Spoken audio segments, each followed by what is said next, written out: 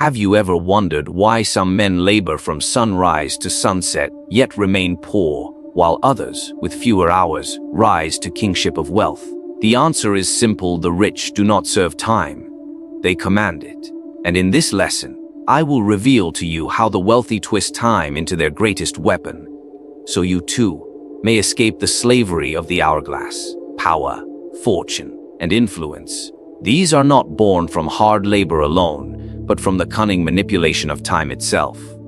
The poor work in time. The powerful bend time to their will.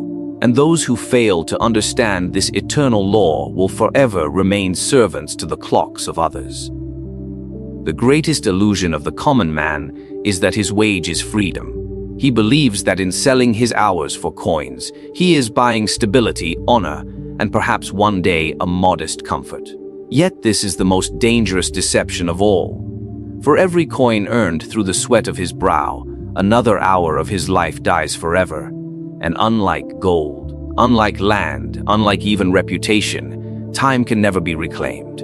The poor man does not realize he is trading his very existence for morsels, that each coin is stained with the price of his life. Now, consider the cunning few, the wealthy, the powerful, the men who rule cities and dynasties. They understand that to give away their own hours is to live as a servant. Therefore, they master the art of reversal. They use coins to purchase time itself. Where the poor man labors for bread, the rich man pays another to bake it. Where the common man spends his day in toil, the cunning man spends his day in thought, in strategy, in moves that multiply his reach.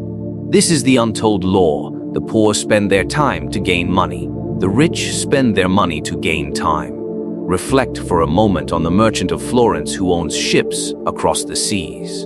He does not row them. He does not load their cargo. 1,000 hands labor for him, while he enjoys the single most valuable treasure on earth, freedom from the tyranny of the hour. His time is his own, and with it, he plots his next conquest, his next venture, his next manipulation of the market. While the poor man collapses in exhaustion at dusk, the merchant has multiplied his influence in silence. This is why the wealthy seem always ahead. They play a different game altogether. The poor compete in the marketplace of sweat, the rich in the marketplace of time. The poor ask, "How much will I earn for this hour?" The rich ask, "How many hours will this coin purchase for me?" One mindset leads to slavery, the other to sovereignty. Think of it like a chessboard.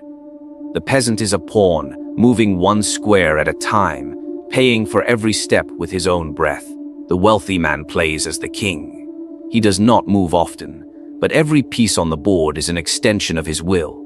His knights, his bishops, his rooks. These are his paid servants, his workers, his soldiers of time. Each one multiplies his reach, each one moves when he commands, so that he may conserve his greatest treasure, his own hours. Understand this well: those who remain trapped in the exchange of hours for coins will never rise. For while the poor man is busy earning a wage, the wealthy man is busy buying entire lifetimes. He employs not one life, but 10, 50, 100. Every servant, every employee, every ally represents more time that he has stolen back for himself.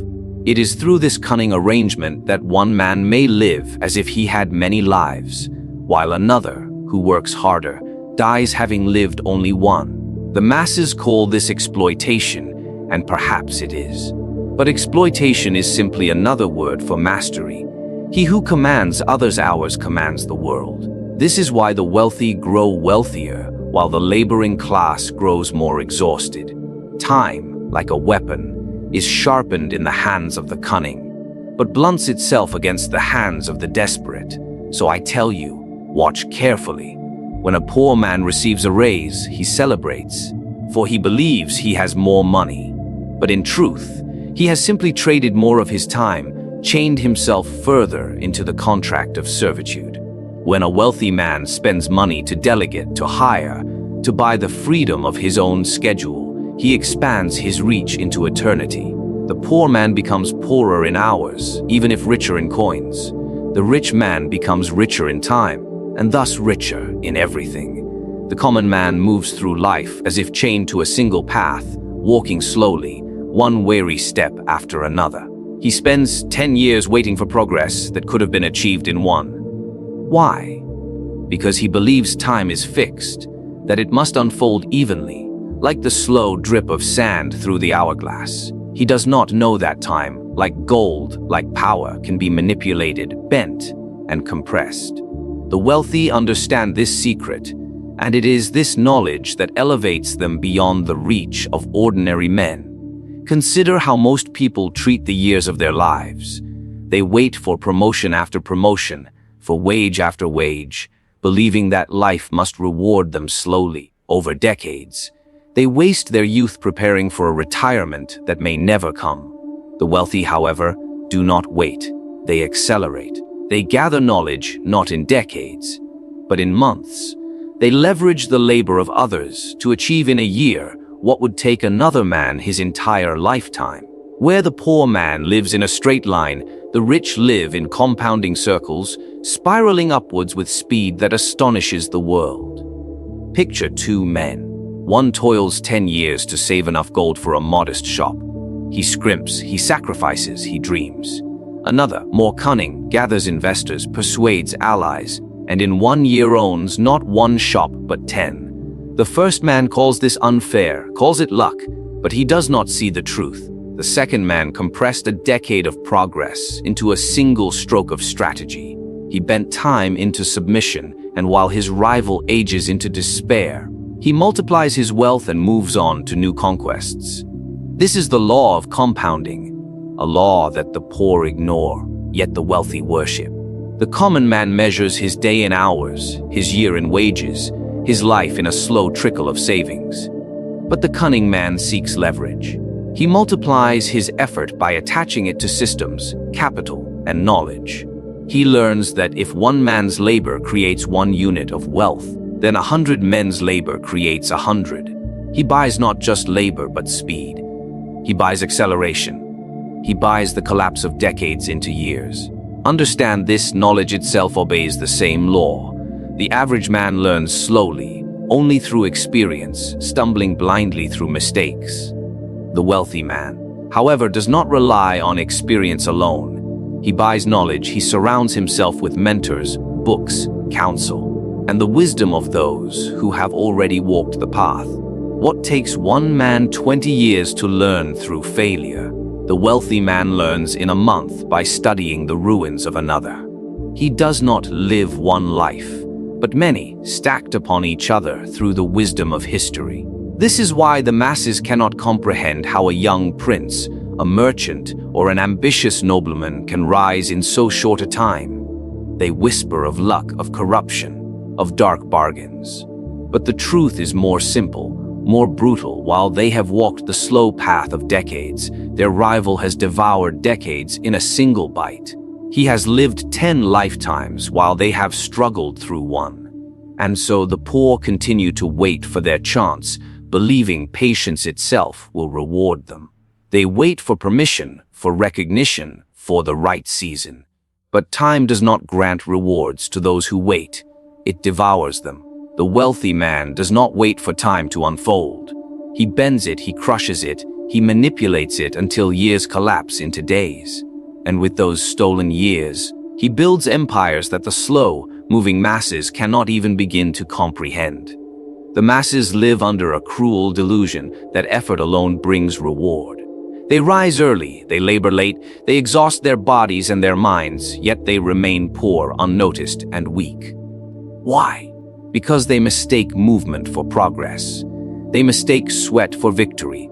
They do not understand that the secret of power and fortune is not effort, but timing. A single strike delivered at the perfect moment outweighs years of wasted labor. Look at the farmer who works his fields without wisdom of the seasons.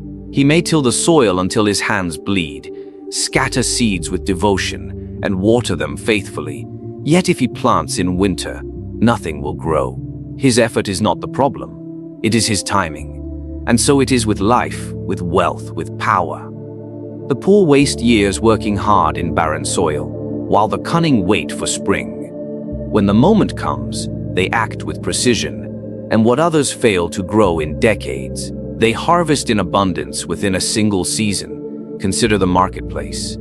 The common man buys when he has money and sells when he needs it. His decisions are ruled by necessity, not by calculation. The wealthy man does the opposite. He buys when fear spreads, when prices collapse, when others are fleeing. He sells when greed consumes the crowd and men are clamoring to pay any price.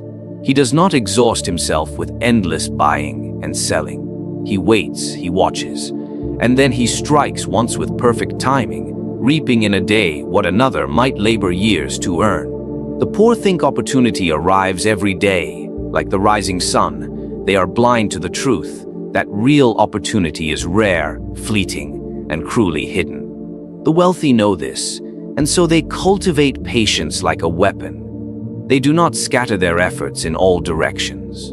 They wait for the single moment when one move yields 100 rewards. They value silence, observation, calculation, and restraint far above endless activity, for they know that 1 hour of perfect timing can outweigh 10 years of struggle. Think also of war, where victory depends not on the number of soldiers, but on the moment of the attack. A reckless general may march his men endlessly, exhausting them in meaningless battles. But the cunning general strikes at the precise moment when his enemy is divided, unprepared, or asleep. One decisive blow, perfectly timed, achieves what years of marching never could. Wealth, like war, is not about how much you do. It is about when you do it.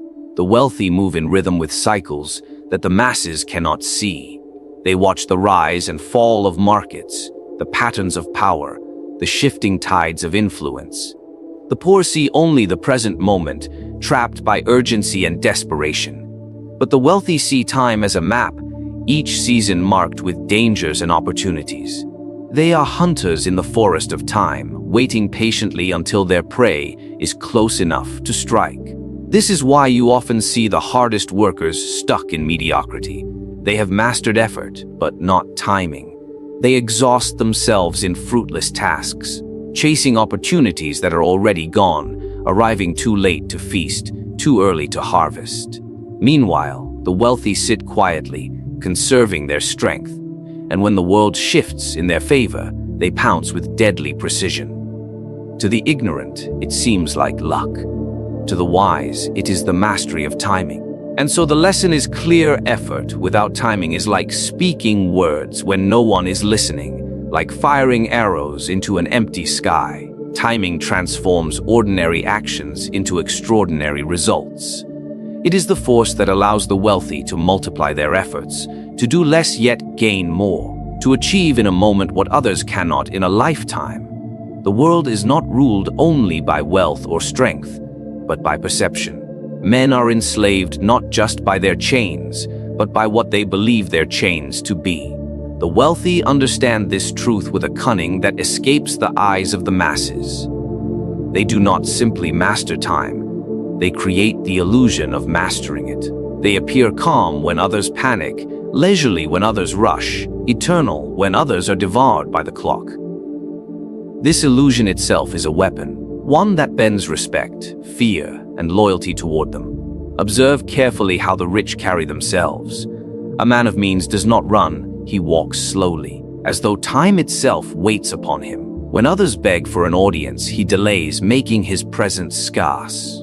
By doing so, he teaches the world that his time is more precious than gold, and therefore more valuable than the time of those who serve him. His lateness is not negligence, it is strategy. Every minute he makes others wait adds to his stature, for only the powerful can afford to waste time and still prosper. This illusion extends further.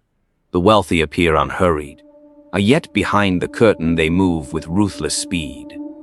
Their letters are sent by couriers before dawn, their servants labor through the night, their agents handle affairs across kingdoms. But the master himself remains composed, detached, as if nothing could disturb him. To his rivals, this calmness is unnerving. To his followers, it is reassuring.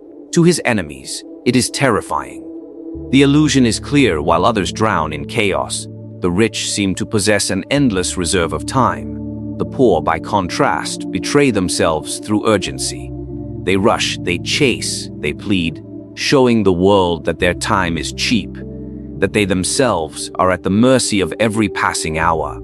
Their desperation announces weakness louder than words. They believe their constant motion makes them seem diligent, but in truth, it exposes their slavery to the clock. They cannot hide it. Their faces are marked with exhaustion, their gestures with haste, their speech with breathless worry. The world sees not their effort, but their insignificance. Now imagine two men in negotiation. One is anxious, constantly checking the hour, eager to conclude quickly. The other reclines sipping wine unhurried. Who holds the power? It is not the one who works hardest, but the one who controls the tempo. By creating the illusion that his time is limitless, the wealthy man forces his counterpart to bend, to compromise, to rush into mistakes. The appearance of abundance in time makes others feel scarcity in their own. This imbalance is not chance, it is design. The greatest rulers in history mastered this illusion. Princes would keep entire courts waiting, audiences delayed for hours, sometimes days, not because they were busy, but because they wished to project power. When the king finally appeared, his words carried greater weight, his presence seemed divine, because he had convinced his subjects that he lived outside the bounds of ordinary time. To appear timeless is to appear godlike, and men bow more easily to gods than to equals. Even in leisure, the wealthy wield this illusion. They are seen in gardens, at banquets, in study, as though their days are free from urgency. Yet every feast is a performance, every stroll is deliberate, every smile is calculated. They know others are watching, measuring, comparing, and so they project ease, knowing that men will assume, if he has so much time to waste, he must possess more wealth, more control, more security than I could imagine. The illusion feeds the myth, and the myth feeds their power. It is not enough to command time privately, one must display command publicly. The appearance of abundance becomes a fortress of influence. Those who look unhurried are trusted with leadership. Those who seem immune to the clock are believed to be eternal. Those who create the illusion of possessing infinite time bend reality itself in their favor.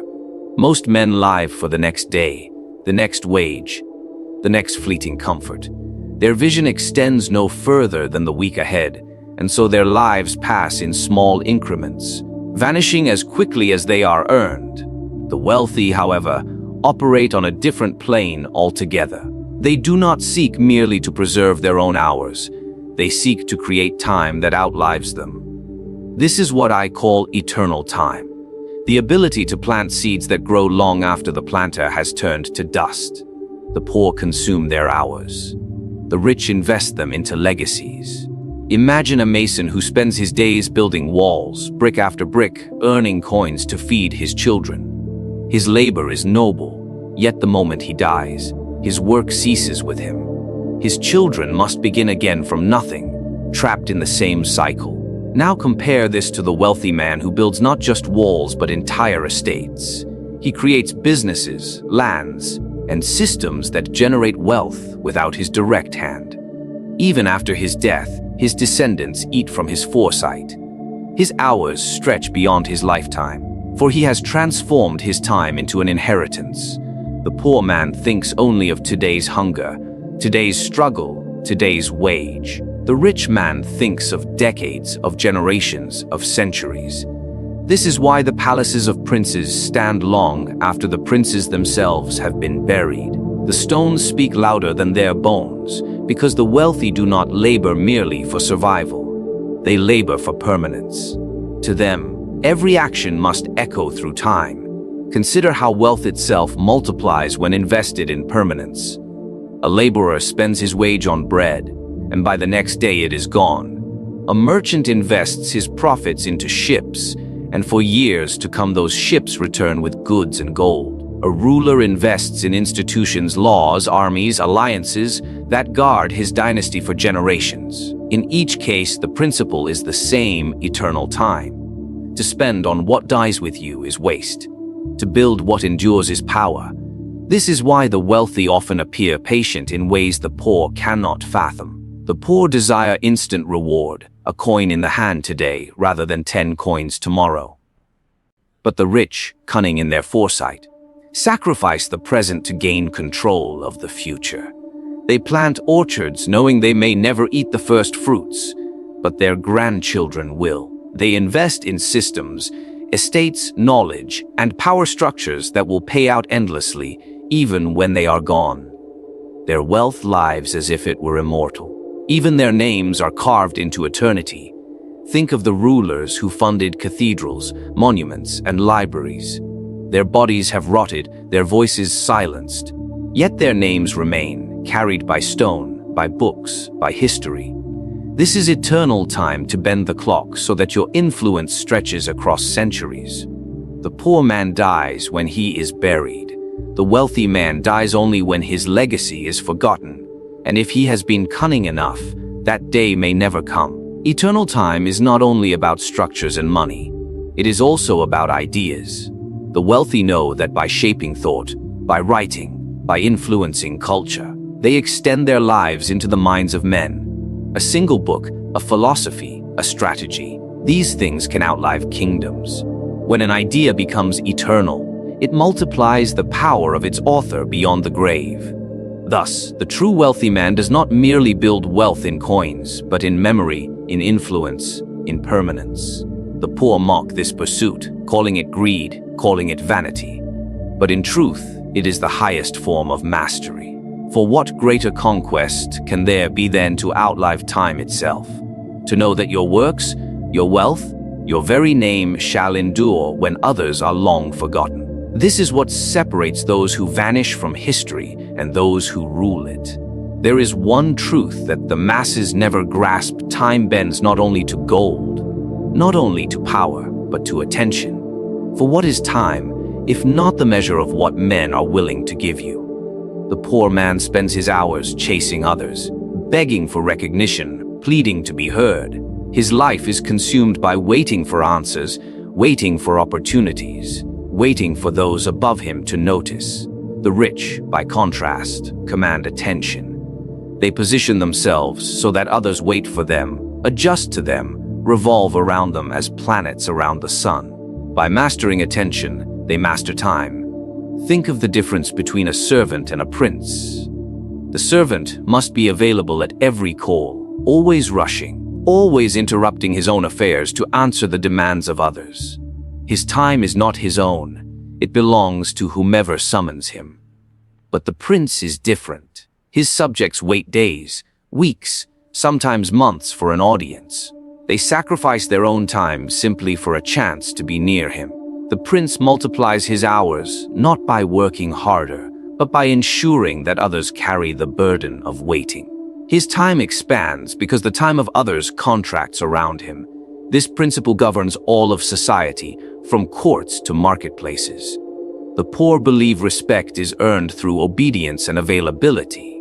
They make themselves constantly accessible, thinking this loyalty will bring favor. Yet in doing so, they signal their own insignificance. Their willingness to always be present tells the world that their time has no value. The wealthy man does the opposite. He makes himself scarce, difficult to reach, unpredictable in presence.